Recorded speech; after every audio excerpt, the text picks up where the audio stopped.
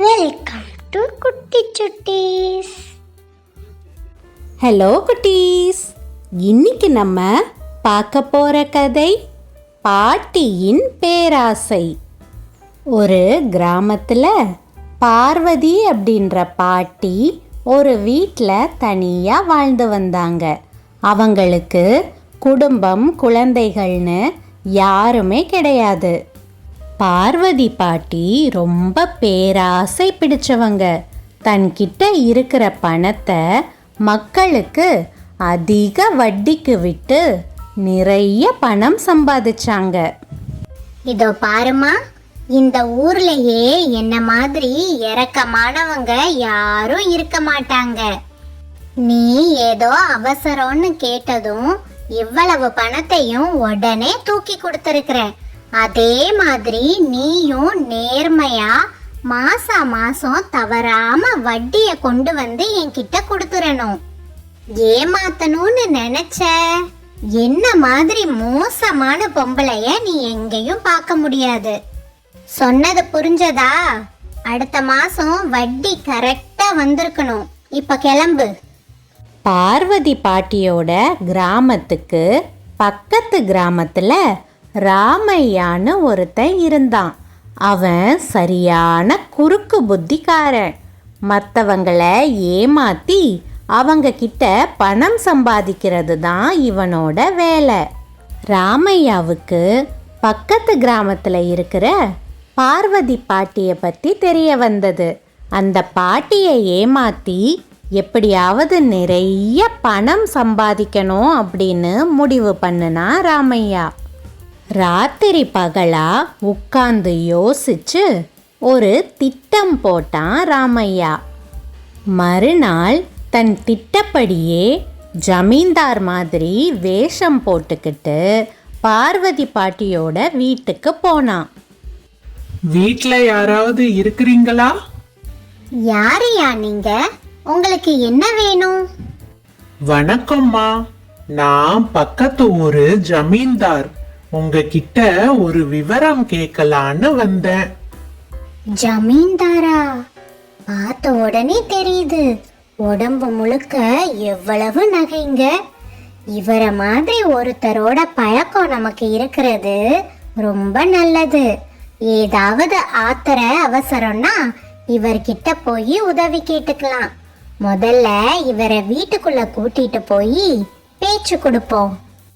ஐயா, ஏன் வெளியிலயே நின்னு பேசிட்டு இருக்கிறீங்க? வீட்டுக்குள்ள வாங்க, உள்ள போய் பேசிக்கலாம். வாங்கய்யா. சின்ன வீடா இருந்தாலும் உங்க வீடு பார்க்கறதுக்கு ரொம்ப அழகா இருக்கு. சரி, நான் வந்த விஷயத்த சொல்றேன். உங்க வீட்டுக்கு பின்னாடி ஒரு 10 ஏக்கர் நிலம் விற்பனைக்கு வர்றதா கேள்விப்பட்டேன். அத வாங்கலான்னு முடிவு பண்ணியிருக்கிறேன். அதான் இடம் எப்படி, வில்லங்கம் ஏதாவது இருக்குமான்னு கேட்டு தெரிஞ்சுக்கலான்னு வந்தேன். இடத்துக்காரவங்கிட்ட கேட்டா உண்மைய சொல்ல மாட்டாங்களே, அதனாலதான் உங்ககிட்ட கேட்கலான்னு வந்தேன். ஆமா ஐயா, இது சந்திரன்னு ஒருத்தரோட இடம். நான் கூட ஒரு 2-3 ஏக்கர் வாங்கி போடலான்னு அவர்கிட்ட கேட்டேன். ஆனா அவரு 10 ஏக்கரையும் மொத்தமா தான் விற்க போறேன், எனக்கு அப்பதான் லாபம் கிடைக்கும்னு சொல்லிட்டாரு. நல்ல இடம்தான், வில்லங்கோலாம் ஒன்னும் இல்ல. நீங்க நம்பிக்கையோட வாங்கலாம். அம்மா, அம்மா, பார்வதி அம்மா, வீட்ல இருக்கிறீங்களா? ஐயா, யாரோ என்ன வெளியில கூப்பிடுறாங்க. நீங்க கொஞ்சம் இருங்க, நான் போய் யாருன்னு பார்த்துட்டு வந்துடுறேன். யாருப்பா நீ? எதுக்காக என்ன கூப்பிட்ட? நான் பக்கத்து கிராமத்து வியாபாரிங்கம்மா.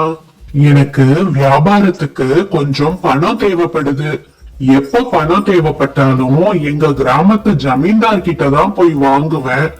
இன்னைக்கு அவரை பார்க்க போனா அவர் காலையில நேரமாவே வேற ஏதோ விஷயமா வெளியில கிளம்பிட்டாருன்னு சொன்னாங்க. அவர் வர்ற வரையா காத்திருந்து வாங்குற அளவுக்கு எனக்கு நேரம் இல்ல, வியாபாரம் போயிடும். அப்பதான் உங்களை பத்தி கேள்விப்பட்டேன். உங்ககிட்ட பணம் வாங்கிட்டு போலான்னு வந்தேன். என்கிட்ட கொஞ்சம் நகைங்க இருக்கு, அத வச்சுட்டு எனக்கு ஒரு 10,000 ரூபாய் பணம் கொடுங்கம்மா. அடுத்த வாரம் பணத்தோட வட்டியையும் சேர்த்து கொடுத்துட்டு நகைய மீட்டுக்கிறேன். நான் நகைய அடகுக்கு வாங்கிட்டு பணம்லாம் கொடுக்கறது இல்ல தம்பி. நகைய வீட்ல வச்சுக்கிறது பாதுகாப்பும் இல்ல. நான் ஏதாவது நிலம் வீடு இப்படி பத்திரங்களை அடகு வச்சுதான் பணம் கொடுக்கறேன். நீ வேற யார்கிட்டயாவது போய் கேளு. அப்படி சொல்லாதீங்கம்மா. எனக்கு இப்போ கண்டிப்பா பணம் தேவை. இந்த பணம் மட்டும் கிடைக்கலன்னா பெரிய வியாபாரம் என் கைய விட்டு போயிடும். ஒண்ணு பண்ணுங்க, இந்த நகைய நீங்களே வச்சுக்கோங்க. இது எப்படியும் 20,000க்கு மேலேயே போகும். எனக்கு 10,000 மட்டும் கொடுங்கம்மா. கண்ணையா, நீயா? நீ எப்படி இங்க? வணக்கம் ஜமீன்தார் ஐயா. வியாபாரத்துக்காக ஒரு 10,000 ரூபாய் தேவைப்படுது. உங்களை பார்க்கலான்னு வீட்டுக்கு போனா நீங்க வெளியில போயிட்டதா சொன்னாங்க. அதனாலதான் நகைய இந்த அம்மா கிட்ட கொடுத்து பணம் வாங்கலான்னு வந்தேன். நகைய கூட வச்சுக்கோங்க, 10,000 ரூபாய் பணம் கொடுங்கம்மான்னு கேட்டாலும் இவங்க தர மாட்டேங்கிறாங்க ஐயா. ஏமா, இந்த நகைய வித்தா 20,000க்கு மேலேயே கிடைக்கும். அந்த ஆளு 10,000 ரூபாய்க்கு தரேன்றான், நீங்க வேண்டான்றீங்க. நான் பணம் கொண்டு வரல. கொண்டு வந்திருந்தா இப்பவே 10,000 அவன் கிட்ட கொடுத்துட்டு இந்த நகையெல்லாம் வாங்கி இருப்பேன்.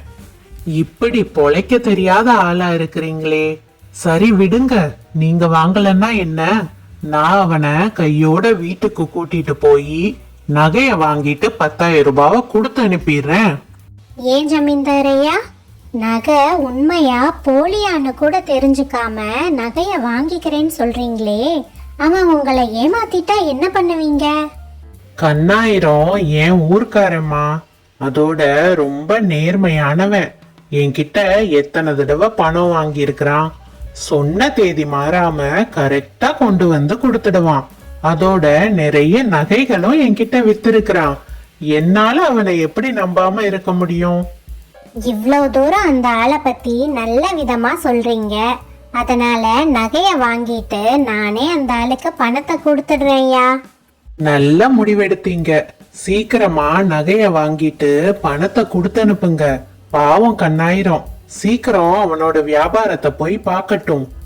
ஜமீன்தார் வேஷத்துல இருக்கிற ராமையாவோட பேச்சை நம்பி நகைகளை வாங்கிட்டு 10,000 ரூபாய் பணத்தை கண்ணாயிரத்துக்கிட்ட கொடுத்து விட்டாங்க பார்வதி பாட்டி. ராமையாவும் மெதுவா அந்த இடத்த விட்டு கிளம்பி போயிட்டாரு. அப்புறம் அடுத்த நாள் நகைய பரிசோதிக்க கடைக்கு எடுத்துட்டு போன பாட்டிக்கு பெரிய அதிர்ச்சி காத்துட்டு இருந்துச்சு. அது உண்மையான நகை இல்ல, போலி நகைன்னு தெரிய வந்தது. உடனே பக்கத்து கிராமத்துல போய் விசாரிச்சாங்க பார்வதி பாட்டி. ஆனா அங்க அப்படி ஒரு ஜமீன்தாரும் வியாபாரியும் இல்லவே இல்லைன்னு சொல்லிட்டாங்க. ஏமாந்து போய் பார்வதி பாட்டி வீட்டுக்கு திரும்ப வந்தாங்க. என்ன குட்டீஸ், இந்த கதை உங்களுக்கு பிடிச்சிருந்ததா?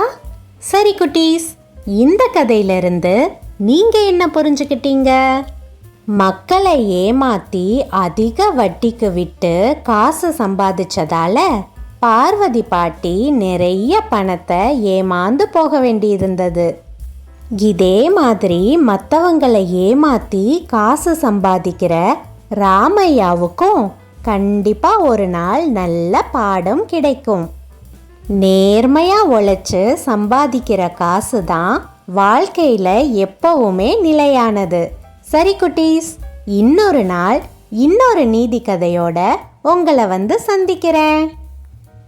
Thank you for watching.